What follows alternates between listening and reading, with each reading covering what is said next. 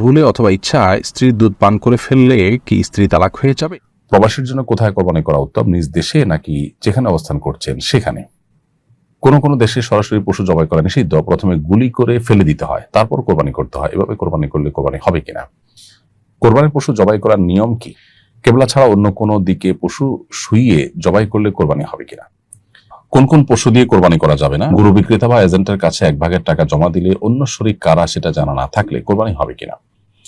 কোরবানি পশুর চামড়া বিক্রি করা যাবে কিনা? লাইভ ওয়েট দেখে কিংবা বিভিন্ন স্কেলে মাপজোপ করে কোরবানি পশু কেনা যাবে কিনা? চলুন তাহলে আর বিলম্ব না করে ইতিমধ্যে যে সমস্ত প্রশ্ন আমাদের কাছে চলে এসেছে সেই প্রশ্নগুলো উত্তর দেওয়ার পালায় আমরা প্রবেশ করি।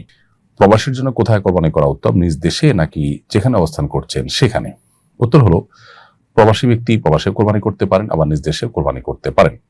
মৌলিকভাবে দুইটাই তার জন্য সম্পূর্ণরূপে জায়েজ। পারিপার্শ্বিক কারণে একটা চাইতে উত্তম হতে পারে। কেউ প্রবাসে আছেন, সেখানে আসলে আত্মীয় স্বজন নাই, গরিবদেরকে সাদেকা করার অপশন নাই, এই চিন্তা থেকে তিনি যদি দেশে কোরবানি করেন তাহলে তার জন্য উত্তম। আর যদি প্রবাসী যিনি আছেন তার জন্য অপশনগুলো আছে সেখানে সবগুলো, তাহলে সেক্ষেত্রে তার জন্য সেখানে দেওয়া উত্তম। এটা ভ্যারি করবে অবস্থার উপরে। কোন দেশে সরাসরি পশু জবাই করা নিষিদ্ধ, প্রথমে গুলি করে ফেলে দিতে হয়, তারপর কোরবানি করতে হয়। এভাবে কোরবানি করলে কোরবানি হবে কিনা?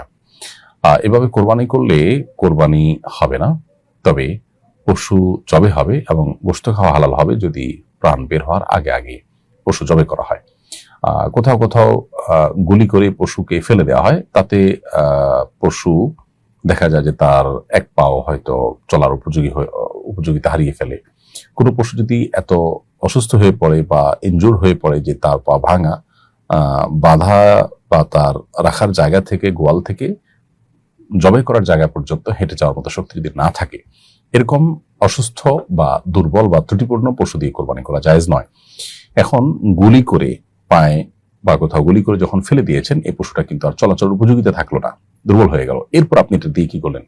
কোরবানি করলেন। তাহলে সেক্ষেত্রে এই পশুটা নিষ্কণ্টক বা ফ্রেশ বা সুস্থ সবল সাধারণ পশু থাকলো না, বিধায় এটা কোরবানি জায়েজ হবে না, অর্থাৎ কোরবানি হবে না এতে। কিন্তু প্রাণ বের হওয়ার আগে যদি জবাই করে থাকেন, ইনশাআল্লাহ বিদিল্লাহ এটা জবাই বিশুদ্ধ হয়ে যাবে এবং তার গোশত খাওয়া হালাল হবে। তো যারা এরকম কোন জায়গা আছেন যেখানে এই প্রসেস ছাড়া আসলে পশু জবাই করা যায় না, তারা তাদের প্রতিনিধির মাধ্যমে পৃথিবীর অন্য কোনো প্রান্তে কোরবানির ব্যবস্থা করবেন। কোরবানির পশু জবাই করার নিয়ম কি? উত্তর হলো, কোরবানির পশুর জবাই করার নিয়ম হলো, প্রথমে পশুকে কেবলামুখী করে শোয়াতে হবে। এরপর পশুকে কেবলামুখী করে শোয়ানোর পর জবাইকারী কেবলামুখী হয়ে বিসমিল্লাহি আল্লাহু আকবার, আল্লাহুম্মা মিনকা ওয়ালাক, আল্লাহুম্মা তাকাব্বালহু মিন্নি, নিজের পক্ষ থেকে হলে, অন্যদের তরফ থেকে হলে আল্লাহুম্মা তাকাব্বালহু মিন অমুক অমুক অমুক অমুক, এটা বলে তিনি ছুরি চালনা করবেন। পুরো গর্দান কাটবেন না, বরং জবে করার সময় তিনি খেয়াল করবেন যে খাদ্য নালী যেটা বড় সেটা, এবং শ্বাসনালী যেটা মাঝারো সাইজের সেটা, এবং দুটা চিকন যে নালী আছে রক্তের, সেগুলো কাটা গেল কিনা এটা খেয়াল করবেন। খাদ্যনালী, শ্বাসনালী এবং এগুলো কাটা হয়ে গেছে মানে জবে বিশুদ্ধ হয়ে গেছে। অতএব এইটুকু কাজ করতে পারলেই পশু জবে হয়ে যাবে।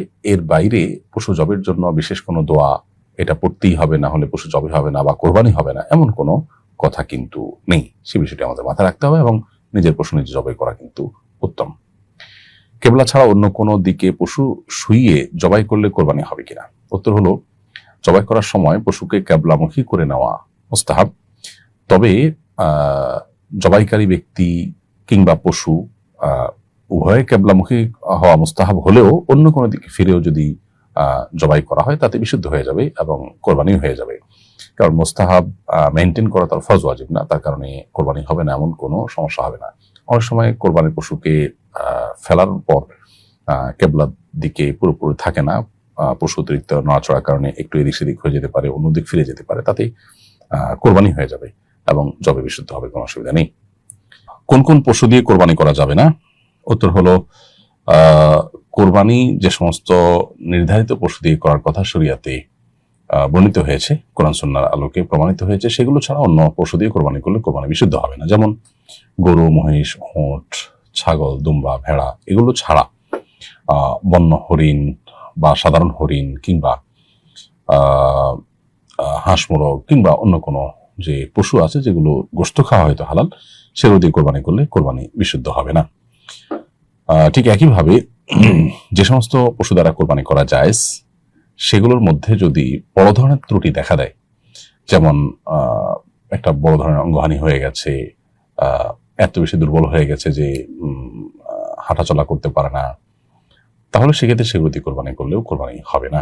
অর্থাৎ সাধারণ পশু যেগুলো দিয়ে কোরবানি করা জায়েজ, সেগুলো তখনই জায়েজ যখন বড় কোনো ত্রুটি থেকে মুক্ত থাকবে। ছোটখাটো ত্রুটি তো থাকতেই পারে, ছোটখাটো ত্রুটি সহকারে কোরবানি করলে কোরবানি হয়ে যাবে। কোন সময় থেকে কোন সময়ের মধ্যে কোরবানি করতে হবে?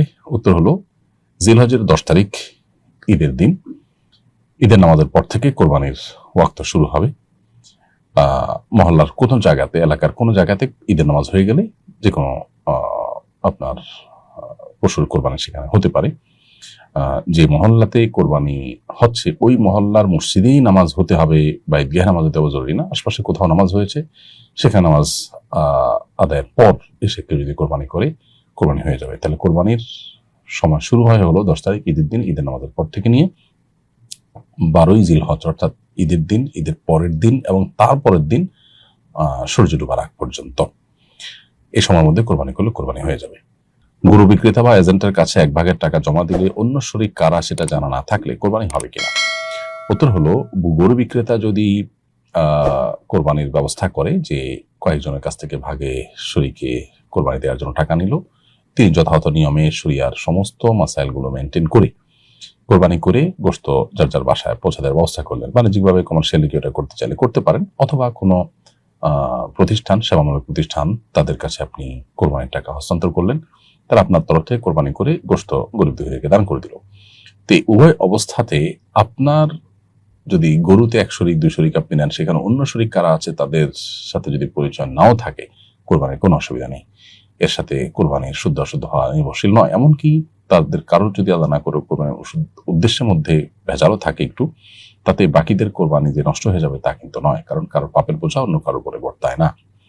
কোরবানি পশুর চামড়া বিক্রি করা যাবে কিনা? উত্তর হলো, কোরবানি পশুর কোনো কিছুই বিক্রি করা উচিত না বা কোনো বিনিময়ের ভিত্তিতে দেওয়া উচিত নয়। অতএব কোরবানির পশুর গোশত যেমন বিক্রি করা যায় না, তার চামড়াও বিক্রি করা জায়েজ নয়। এটাই মৌলিক বিধান। এখন কথা হলো, চামড়া তো আমরা ব্যবহার করতে পারি না বা খেতে পারি না সচরাচর সবাই, সেক্ষেত্রে আমরা কি করব? উত্তর হলো, এক্ষেত্রে আপনি পুরো চামড়া দান করে দেন কোনো মাদ্রাসাকে, লিল্লাহ বোর্ডিং আছে সেখানে, অথবা কোনো গরিব মানুষকে আপনি দান করে দেন, সবচেয়ে উত্তম। দান করার পর তার জিনিসটা সে এবার বিক্রি করে নেক, এটাই হলো মূল বিধান। আমাদের দেশে সাধারণভাবে যে বিক্রি করে তার মূল্য ভাগযোগ করে বিভিন্ন জায়গা দেওয়ার প্রচলন রয়েছে, এটা যদিও আমাদের উলামা ইকরাম এটাকে জায়েজ মনে করেন বা বলেন, সেই জায়গা থেকে এটা করা হয়ে থাকে। তারপরও মৌলিক বিধান যেহেতু গোশতের মতো, চামড়াও বিক্রি করা যাবে না, বরং হয় নিজে ভোগ করতে হবে বা কাউকে দিতে হবে।